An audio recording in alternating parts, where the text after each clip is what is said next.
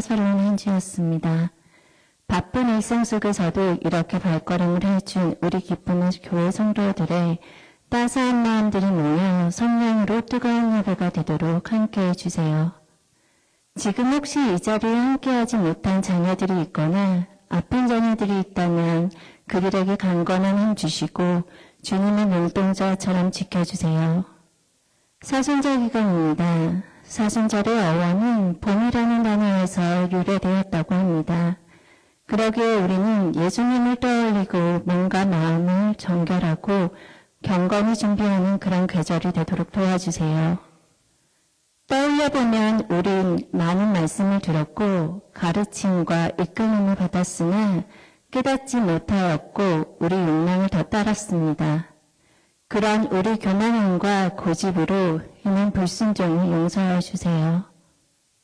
예수님께서 세례 요한에게 세례를 받으신 후 40일 동안 광야에서 시험을 받으신 기간을 떠올립니다. 성령께서 이끄시어 우리도 광야에 있습니다.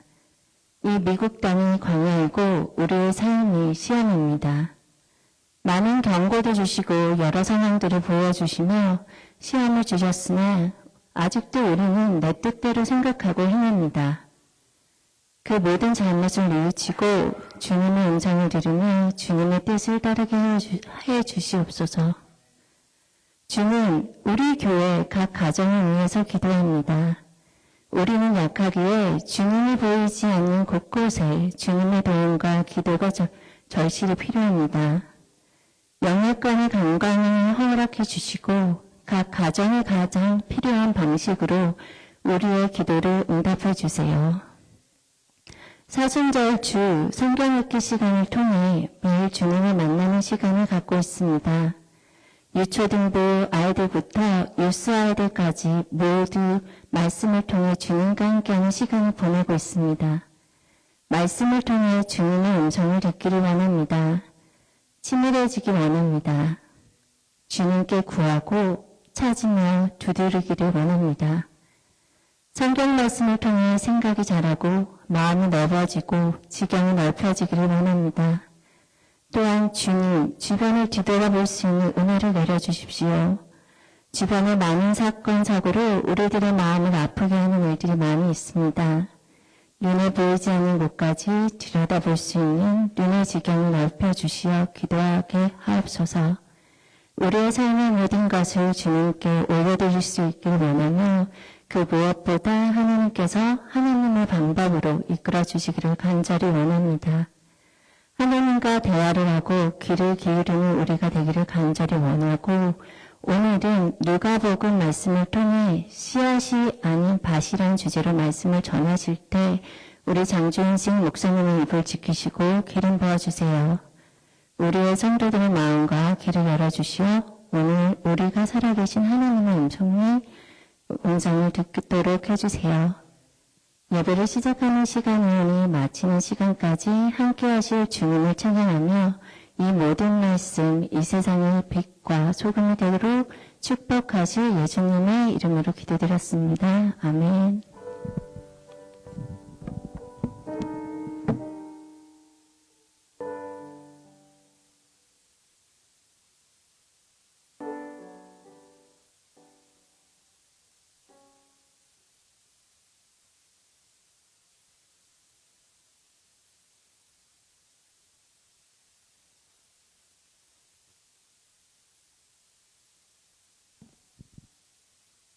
네, 오늘 예배에 오신 여러분을 예수님의 이름으로 환영합니다. 우리 옆 사람에서 한번 좌우로 한번 인사할까요? 참 잘오셨습니다. 네, 참 잘오셨습니다. We welcome you. 예, 오늘 처음 오신 분이 계신 것 같아요. The first comer we have, please stand up, please. We just give our hand for the welcoming. Yeah, yeah. Please stand up. Yeah, please. Yeah. 네. 예배 후에 우리 계속해서 우리 가정별로 저와의 시간을 가지고 있는데요. 다음 주일에는 우리 조아람 자매님 지금 안 계시는 것 같은데 전달해서 만나 뵙도록 하겠습니다. 사순절 성경 통독을 계속하고 있는데 동참해 주시기를 바랍니다. 지난 주일에 우리 유스 펀데이를 은혜 가운데 마쳤습니다. 함께 기도해 주시고 또 후원해 주신 여러분께 감사드립니다. 그리고 이제 기쁨의 교회 주소록이 나왔는데 이걸 코팅해서 저희가 드릴 예정인데 한 부씩 가져가 주시면 좋겠습니다. 한 가지 참고하실 것은 2번하고 3번을 유심히 보셔야 돼요. 2번에 강윤모, 최시온하고 자녀가 현으로 나와 있잖아요. 그리고 3번이 고현입니다. 근데 이거는 요렇게 해서 자식이 현이 자매가 아니라 따로 있습니다. 현이가. 네, 그 점 유의하셔서 네, 주소록 봐주시면 되겠습니다. 계속해서 광고가 나가고 있는데 부활절 특별 예배 우리 이민웅 목사님 모시고 함께 말씀 듣는 시간을 가지려고 하는데요. 우리 샌디에고 오늘리교회 담임 목사로 사역하시고 지금은 이제 안식년을 갖고 계시는데 우리 함께 우리 목사님 들려주실 말씀과 또 집회를 위해서 함께 기도해 주시고요. 또 좀 많은 주변 분들 초청해 주셨으면 좋겠어요. 은혜의 말씀 시간 가운데 주변 분들 초청해서 부활절 예배 함께 뜻있는 그런 시간 되기를 소망합니다. 우리 시간 함께 옆 사람 축복하면서 주님께 나아가겠습니다. 하나님께서 당신을 통해 하나님께서 당신을 통해 메마른 땅에 샘물 나게 하시기를 가난한 영혼 목마른 영혼 당신을 통해 주 사랑 알기 원하네. 네, 우리 시간 우리 양태규 집사님 나오셔서 말씀 통독 도와주시겠습니다.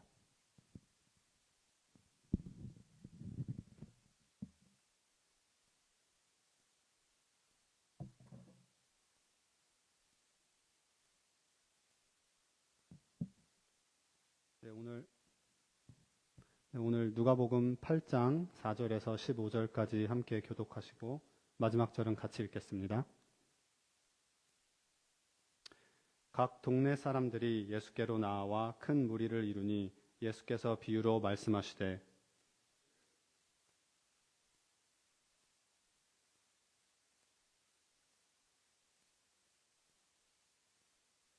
더러는 바위 위에 떨어짐에 싹이 났다가 습기가 없으므로 말랐고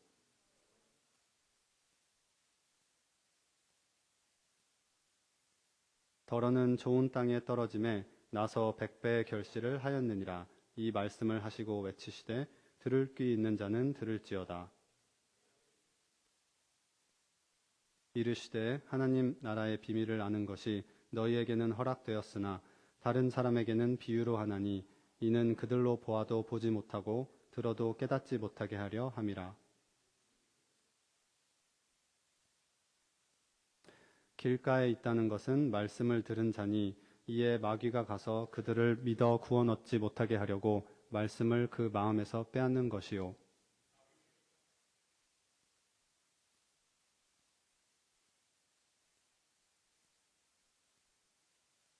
가시떨기에 떨어졌다는 것은 말씀을 들은 자이나 지내는 중 이생의 염려와 재물과 향락의 기운에 막혀 온전히 결실하지 못하는 자요. 같이 읽겠습니다. 좋은 땅에 있다는 것은 착하고 좋은 마음으로 말씀을 듣고 지키어 인내로 결실하는 자니라. 아멘.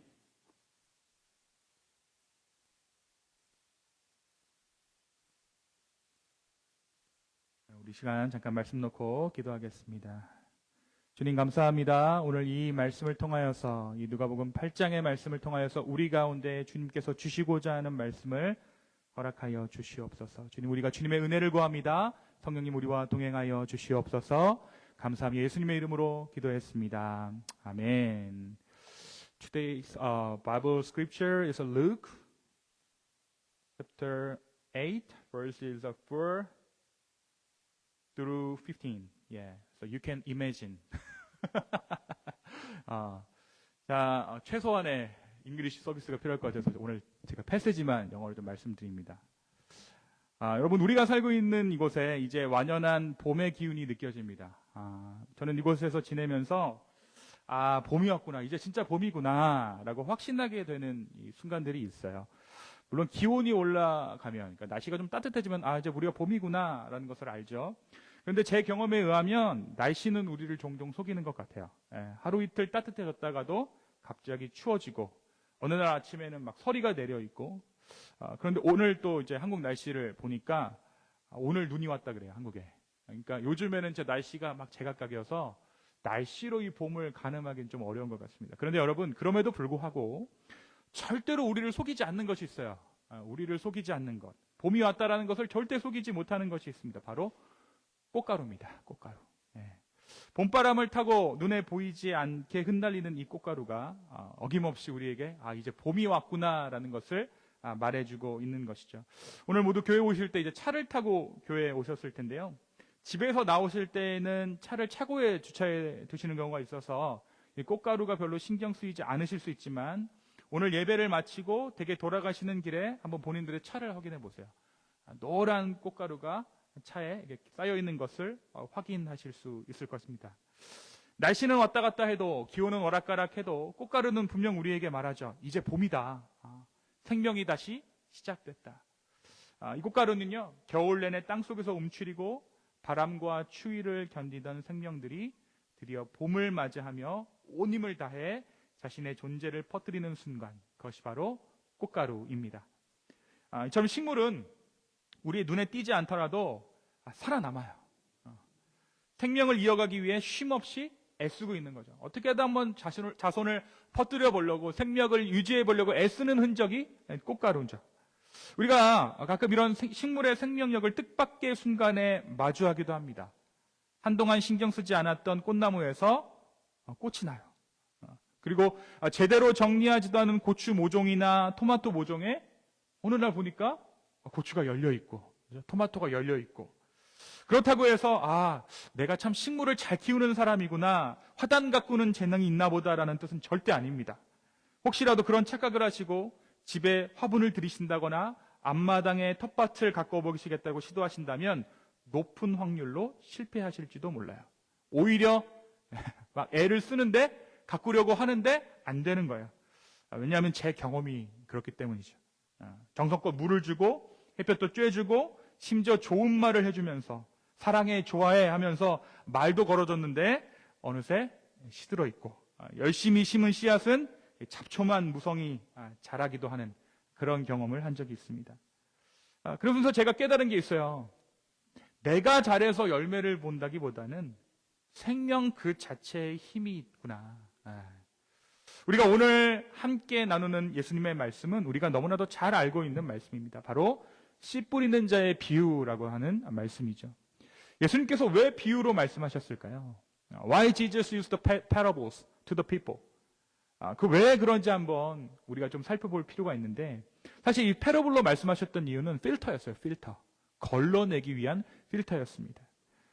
제가 예수님의 사역 장면을 말씀드릴 때마다 강조드리는 것이 있어요. 바로 다니시는 곳마다 수많은 무리들이 함께 예수님을 따랐다라는 거죠.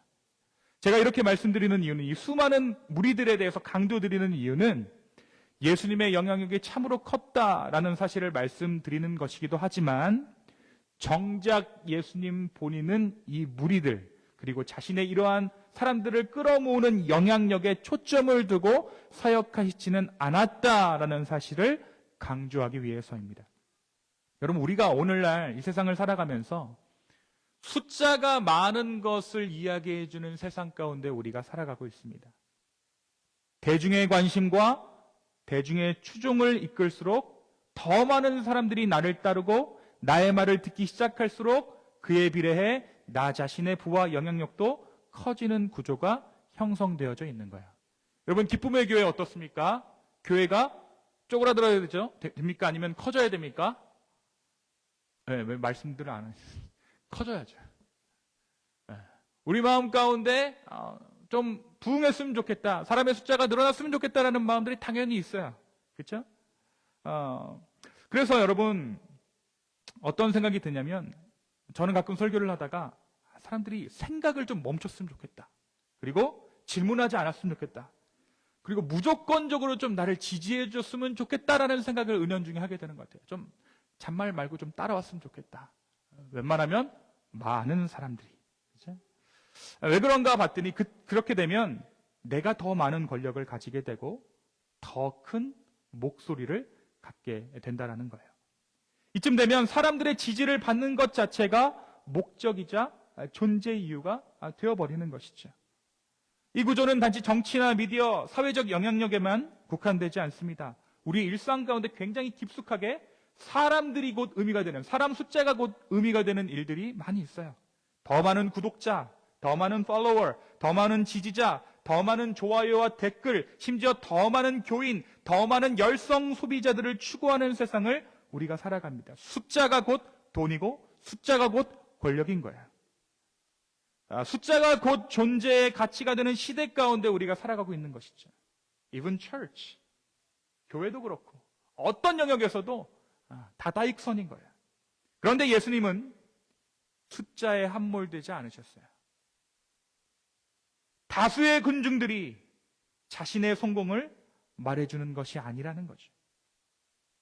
우리도 이 관점에서 말씀을 볼 필요가 있습니다. 예수님께서 사람을 많이 모으시기 위해서 사역하시지 않았을 뿐더러 그 수많은 사람들이 예수님의 성공적인 사역을 뒷받침해주는 근거가 아니라는 거예요. 예수님이 많은 사람들을 모으기 위해서 사역하신 것은 아니었어요. 그런데 많은 사람들을 구원하시고자 했어요. 여러분, 수많은 사람들, 수많은 무리들이 예수님의 성공적인 사역을 뒷받침해주는 근거가 아니라는 것입니다.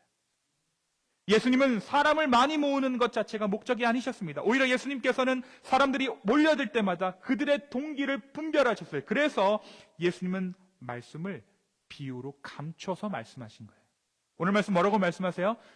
들을 귀 있는 자들은 들어라.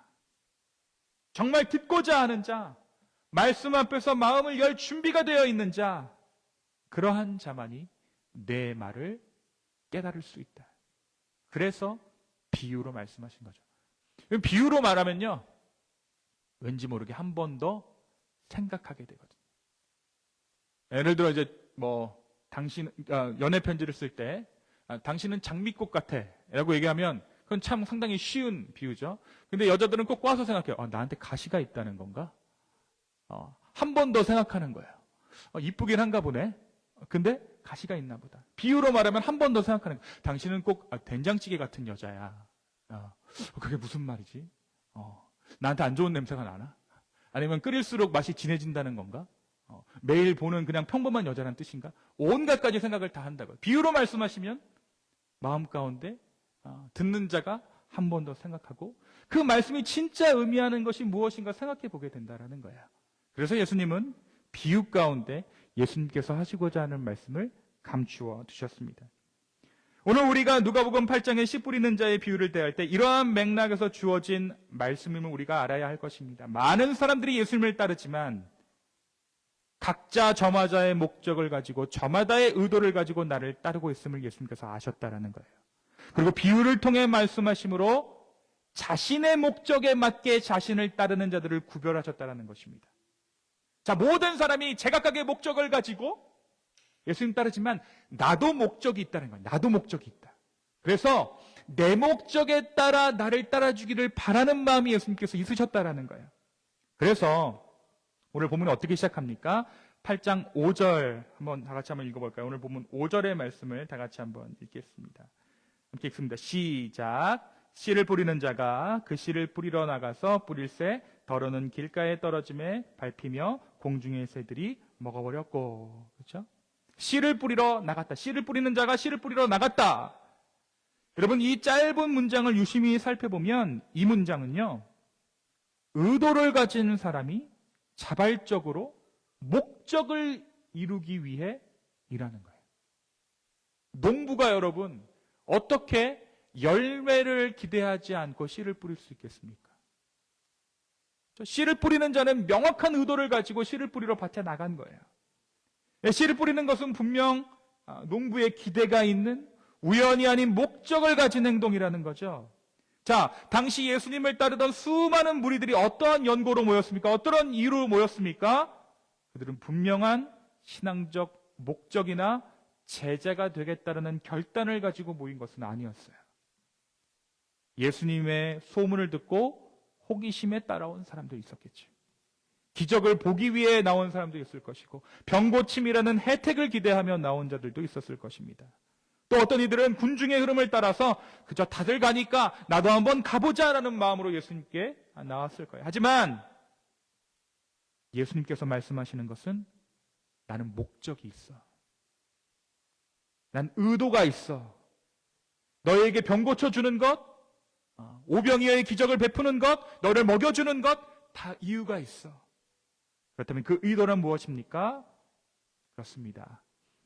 농부가 씨를 뿌릴 때에 그 수확을 기대하는 것처럼 예수님은 영혼 구원이라는 말씀의 목적을 가지고 씨앗을 뿌리셨다라는 거예요. 내 제자가 되는 것. 그 씨앗이 어디에 떨어지고 어떻게 반응하고 결국 어떤 열매를 맺는지를 통해 참된 제자가 누구인지, 하나님 나라가 어떻게 자라나는지 말씀하고 계신다라는 것입니다. 자, 그렇다면 오늘 우리가 모인 이 자리는 은혜를 받기 위한 자리이기도 하지만 예수님의 의도에 맞는, 농부의 의도에 맞는 반응을 보여야 하는 자리이기도 합니다. 정답이 있는 자리예요. 목사님 난 그냥 왔는데요. 아닙니다. 속으셨어요. 정답이 있습니다. 정답을 맞추셔야 돼요. 예수님의 의도에 반응해야 합니다. 물론 우리가 그분의 의도를 모른 척한 채, 그 목적을 외면한 채 그저 위로만 받고 내 받을 은혜만 챙겨 돌아갈 수도 있겠죠. 이 무리들 중에도 오늘 예수님 말씀 가운데 모인 수많은 무리들도 그런 사람들이 태반이었던 것처럼 말입니다. 나는 분명한 의도와 목적을 가지고 하나님 나라의 복음을 선포하고 있다. 하지만 모든 자가, 이 무리가 모두 이 복음의 결실을 맺는 것은 아니다 라는 것이 바로 오늘 이 비유의 핵심이라고 할 수 있습니다. 자, 이후에 예수님께서 이 비유를 제자들에게 설명하시죠. 사실 이거 잘 보시면 제자들도 비유를 듣고 이 뜻을 알았다라는 거예요, 몰랐다라는 거예요? 얘들도 못 알아들었어요. 나머지 공부하는 겁니다. 예수님께서 근데 너희 이 맹추들, 니들은 못 알아들으면 어떡해? 그렇게 하는 것이 아니라 요 단계에서는 지금 예수님께서 설명해 주고 있는 거예요. 자, 어떻게 설명해 주십니까? 자, 길가에 뿌려진 씨앗이 있다. 자, 길가란 어떤 마음일까요? 길가는 말씀을 듣기는 하지만 사단이 그 말씀을 그 마음에서 빼내는 사람이다라고 말하죠. 길가와 같은 마음이란 사람이 수없이 밟고 다녀서 딱딱하게 굳어진 땅입니다. 씨가 뿌려져도 들어갈 수 없고 금방 새들이 와서 먹어버리듯이 복음이 세상 한가한 사람들의 이야기처럼 들리는 그 마음이 바로 길가와도 같은 마음이에요. 복음, 교회, 한가한 소리 하고 있네.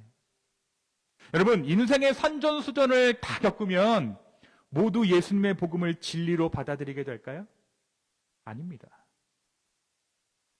어떤 사람들은 산전수전을 다 겪으면 복음으로 돌아오는 계기도 되기도 하지만 인생의 산전수전을 겪고 그것을 내 손으로 해결해 버릇한 사람들 중 어떤 사람은 예수 그리스도를 현실성 없는 이야기로 받아들이기도 해요.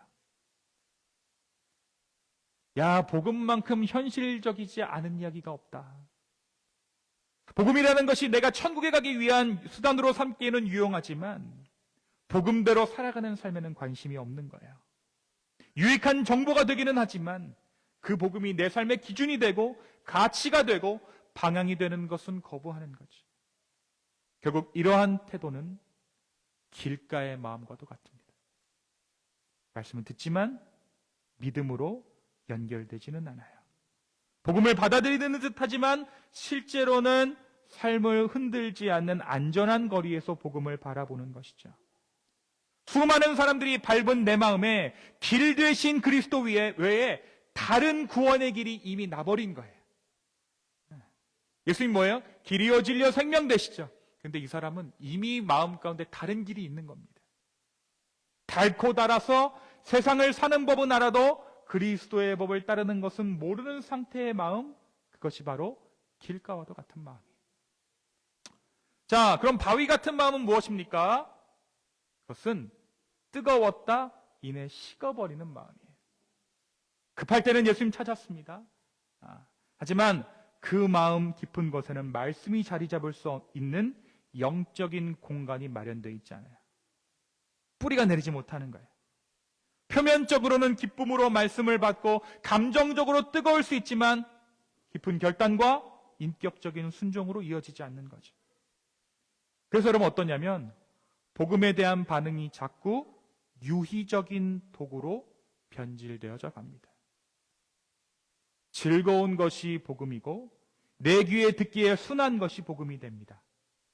다시 말해 기쁘고 위로가 되는 말씀은 복음되지만 나머지는 그렇지 않다라는 거예요. 기쁨의 교회 왜 다니세요? 교회 가는 게 기쁘거든요. 사람들도 만나고 이런저런 교제도 하고 내 마음에 기쁨이 있으니까요. 물론 그럴 수 있죠. 하지만 잘 생각해 봐야 합니다.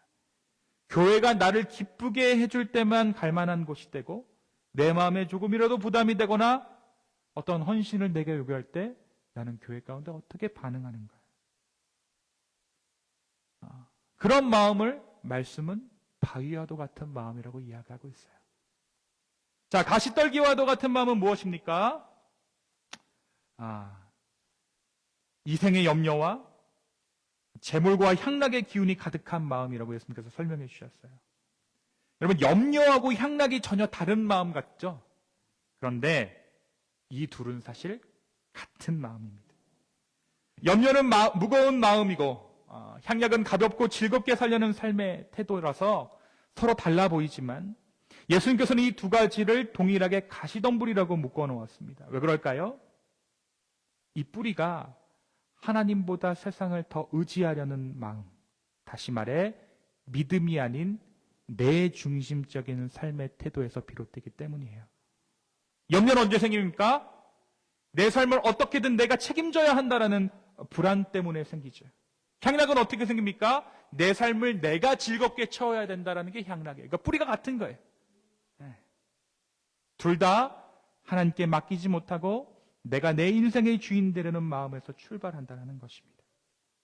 그래서 결국 이 둘은 같은 뿌리에서 자라난 믿음의 장애물이라는 것입니다. 예수님께서는 가시덤불이 자라서 기운을 막았다.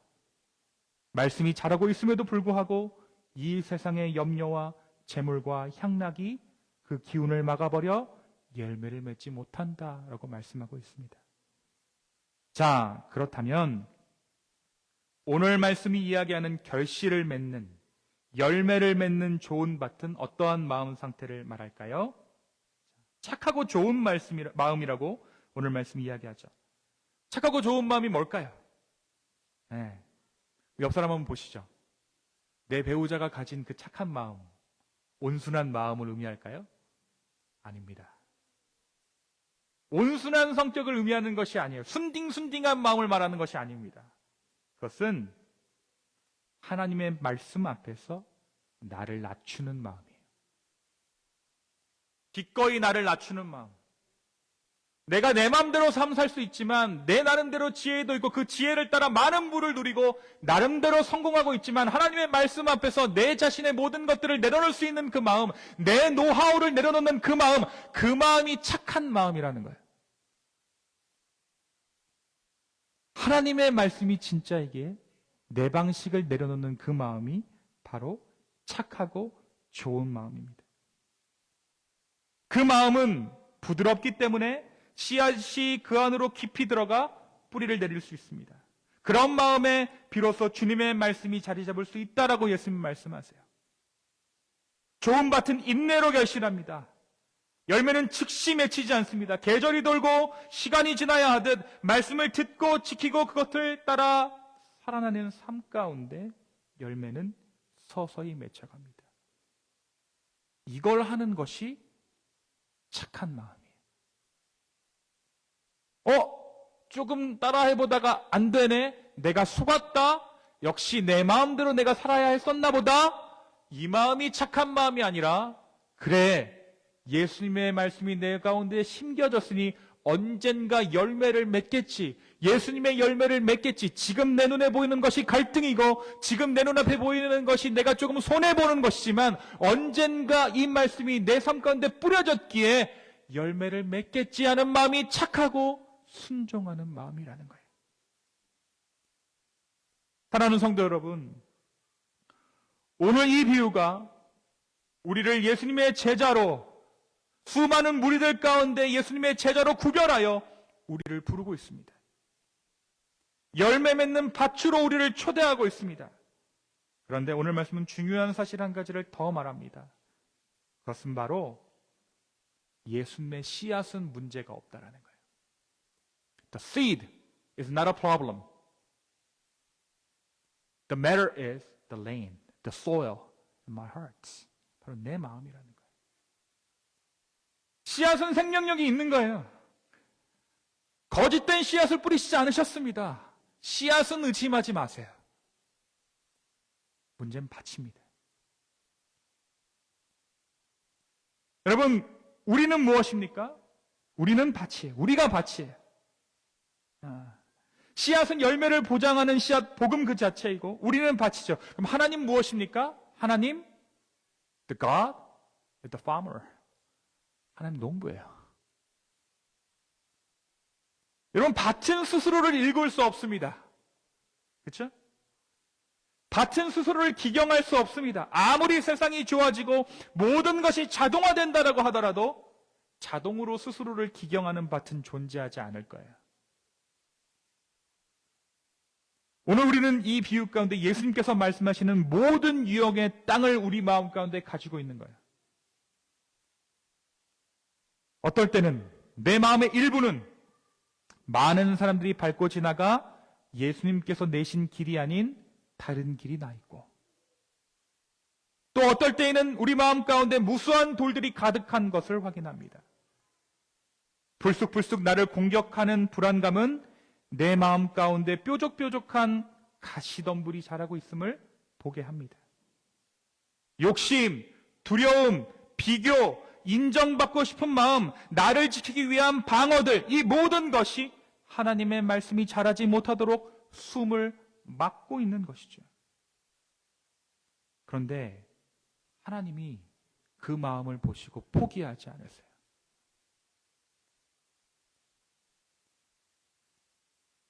농부 되신 우리 하나님께서 그 밭을 보시고 어라, 여기는 씨 뿌리게 텄네? 그리고 지나가시는 것이 아니라 어떻게 하신다고요? 밭을 기경하신다고요. 씨를 뿌리신다고요. 자, 올해 씨를 뿌렸어요. 기경 소출이 없어요. 내년에 또 씨를 뿌릴 때쯤 되면 또 씨를 뿌리십니다. 근데 조금 달라져 있죠. 뭐가 달라져 있습니까? 밭이 달라져 있는 거야. 밭이. 씨를 뿌리시는 분은 네 가지 밭 중 오직 좋은 밭만 찾아다니지 않으셨습니다. 길가에도 돌밭에도 가시덤불 속에도 씨를 뿌리셨어요. 왜 그럴까요? 우리 마음의 어떤 부분이라도 좋은 밭이 될 수 있다는 농부의 확신 때문입니다. 성령님께서 우리의 마음을 갈아엎으시고 단단한 땅을 부드럽게 하시며 돌들을 걷어내시고 가시들을 뽑아내실 수 있기 때문이에요. 그러니까 오늘 우리는 내 마음이 어떤 밭인가를 두려워하기보다 지금 내 마음 한가운데 계신 씨 뿌리시는 예수님과 그 밭을 기경하시는 하나님을 바라볼 수 있는 거예요. 그분은 오늘도 내 마음의 밭을 가꾸시고 계세요. 여러분, 밭을 기경하면 밭된 입장에서는 어떻겠어요? 아프죠. 아파요. 여러분, 머리 뽑아보셨어요? 저는 이제 머리 숱이 얼마 안 남아서 뽑는 일은 잘 안 하는데 머리가 이렇게 한 움큼 뽑히는 것도 내가 이게 잡아 뜯으려면 아프잖아요. 근데 만약에 여러분 야드가, 그 잔디가 머리털이라고 한번 생각해 보세요. 우리가 그 밭에 있는 어떤 걸 뽑아낼 때마다 그 밭이 어떻겠어요? 얼마나 아프겠어요. 여러분, 내 마음에 밭이 기경되는 동안 아픔이 있다라는 거예요. 길처럼 단단한 마음밭에 곡괭이질을 할 때, 돌밭을 파내기 위해 날카로운 삽이 깊숙이 들어올 때, 가시덤불을 뽑아낼 때 내 안에 깊이 엉켜져 있던 감정들이 드러나고 때로는 그것이 나를 혼란스럽게 하고 눈물이 나기도 합니다. 내 마음이 바뀌는 일, 말씀이 뿌리 내릴 수 있는 밭으로 바뀌는 일은 결코 부드럽고 편안한 길이 아니에요. 그래서 오늘 말씀이 뭐라고 이야기합니까? 15절 한번 다 같이 읽겠습니다. 15절입니다. 함께 읽습니다. 시작. 좋은 마음으로 말씀을 듣고 지키어 인내로 결실하는 자니라. 뭐로 결실한다고요? 인내로 결실한다. 재밌죠? 농부가 하나님이신데 밭은 나예요. 밭이 할 일들이 뭐라고요? 견디는 거예요. 견디는 거예요. 인내로 결실을 맺는 그날을 바라보며 우리는 견뎌야 합니다. 지금은 씨앗이 보이지 않고 오히려 밭이 망가지는 것처럼 느껴질지라도 하나님께서는 결코 허투루 일하시지 않으십니다. 하나님의 손은 언제나 좋은 밭을 갖게 하려는 그 목적을 가지고 우리의 삶 가운데 일하신다는 거예요. 그분의 농사는 실패하지 않습니다. 그분의 농사는 실패하지 않아요. 좋은 땅에 있다는 것은 말씀을 듣고 지켜 인내로 결실하는 자니라. 오늘 주님께서 우리에게 주시는 말씀입니다. 인내는 결실을 위한 필수 조건이에요. 땅에 갈아엎어지는 그 고통 가운데서도 씨앗이 자라는 보이지 않는 시간을 견디는 그 침묵의 시간 속에서도 하나님은 우리를 열매 맺는 밭으로 빚어가고 계십니다. 오늘 마음이 무너지는 것처럼 느껴질지라도 그 자리가 결국 생명이 움트는 밭이 될 줄로 믿습니다. 그분이 바로 지금도 내 마음을 기경하고 계시기 때문입니다. 여러분, 옆사람 옆밭이 아니라 내 텃밭입니다. 하나님의 말씀이 내 옆사람을 기경해 줄 거라고 착각하지 마십시오. 오늘 말씀은 그 누군가를 위해 주어진 말씀이 아니라 내 마음의 밭을 이야기하고 있는 거예요. 내 마음. 오늘도 내 마음을 성실히 기경하시는 그 주님을 따라 그 열매를 기대할 수 있는 저와 여러분 되기를 예수님의 이름으로 축원합니다. 이 시간 함께 기도하시겠습니다.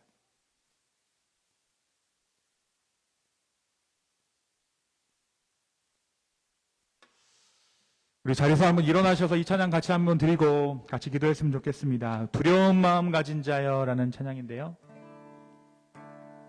이 찬양을 함께 우리 주님께 올려드리며 주님께 나아갑니다.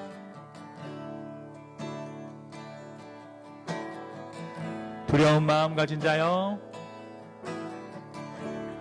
두려운 마음 가진 자여, 놀라지 말라.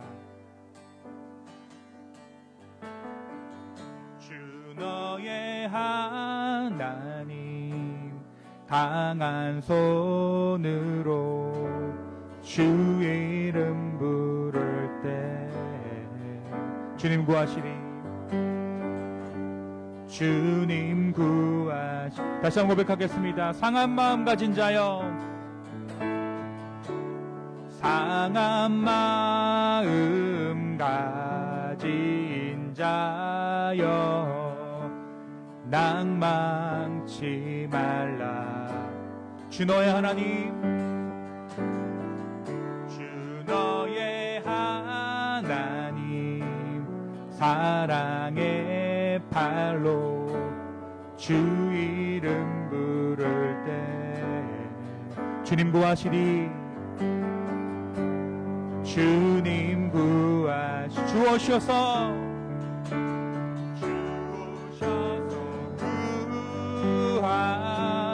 구하시리. 주오셔서 구원하시리. 약한 자들에게 강한 능력으로 주 오셔서 주 오셔서 구하시리 주 오셔서 구하시리 주 오셔서 구원하시리 눈을 들어보라 눈을 들어보라 회복의 능력을 주 오셔서 구원하 십자가 내가 처음 볼 때에 십자가 내가 처음 볼 때에 나의 맘에 큰 고통 사라져 오늘 믿고서 내 눈이 밝았습니다 오늘 믿고 내 눈 밝았네 참 내 기쁨이여 다시 한번 고백하며 주님께 나아가겠습니다 십자가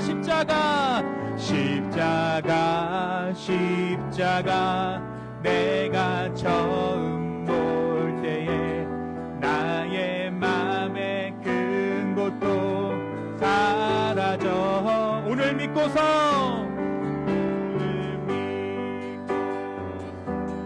내 눈 밝았네 참 내 기쁨 영원하도다 우리 제가 한번 기도했으면 좋겠습니다 주님 오늘 우리가 고백한 것처럼 하나님 온전히 우리가 믿음의 결실을 맺는 그날까지 우리의 믿음의 싸움을 싸워나가겠습니다 내 마음의 밭을 기경하는 가운데 주님의 은혜를 바라보겠습니다 주님의 손길을 바라보겠습니다 라는 그 마음 가지고 함께 기도하며 나가겠습니다 함께 기도합시다 아버지 우리의 마음을 드립니다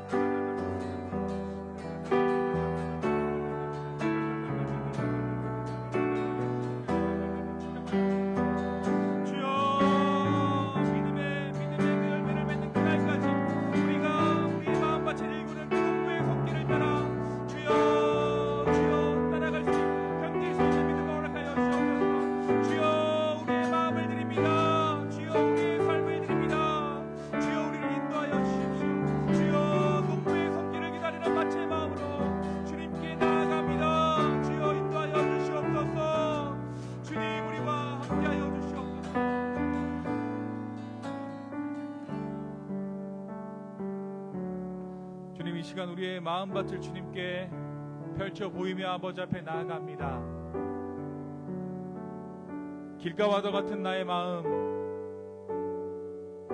수많은 돌뿌리가 하나님의 말씀에 씨앗 내리는 것을 뿌리 내리는 것을 방해하는 내 마음밭 뾰족뾰족한 가시덤불들 주님 그럼에도 불구하고 성실한 농부이셔서 우리의 마음밭을 포기하지 않으시고 끝까지 기경하시는 우리 주님 앞에 내 마음 열어놓습니다. 주여 내 마음을 기경하여 주십시오. 열매 맺는 밭으로 내 마음을 기경하여 주시옵소서. 다시 한번 내 마음 드립니다. 내 삶 드립니다. 주여 우리를 긍휼히 여겨 주시옵소서.